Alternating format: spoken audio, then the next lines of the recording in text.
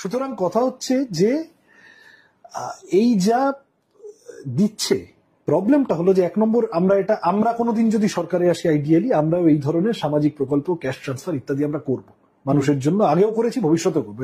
মমতা ব্যানার্জি একটা বিরাট ইউরেকা বলার মতো আবিষ্কার কিছু করেছেন তা না। কথাটা হলো যে এর সাথে সামগ্রিকভাবে অর্থনীতিতে অ্যাসেট ফরমেশনের দিকে মানুষকে উৎসাহিত করতে হয়, কাজ করতে হবে।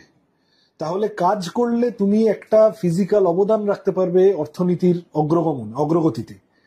তোমার এই যে কি বলবো, অর্থনীতি রোল অন হবে এবং নতুন করে মানুষের টাকা ঢুকবে, মানুষের শ্রম ঢুকবে।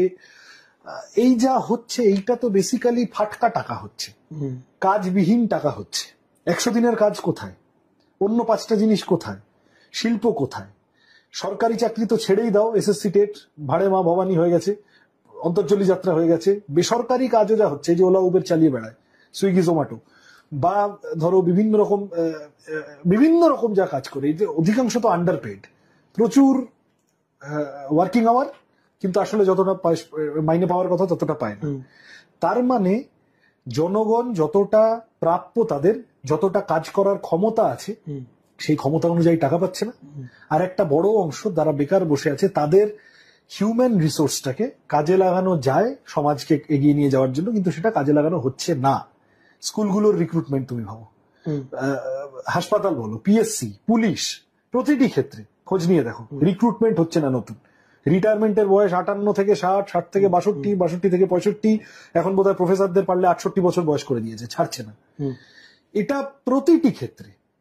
তার মানে আমি সমাজে কন্ট্রিবিউট করে আমি একটা উপার্জন করব এবং তার ভিত্তিতে তারপরে আমার সেভিং ইত্যাদি ইত্যাদি হবে।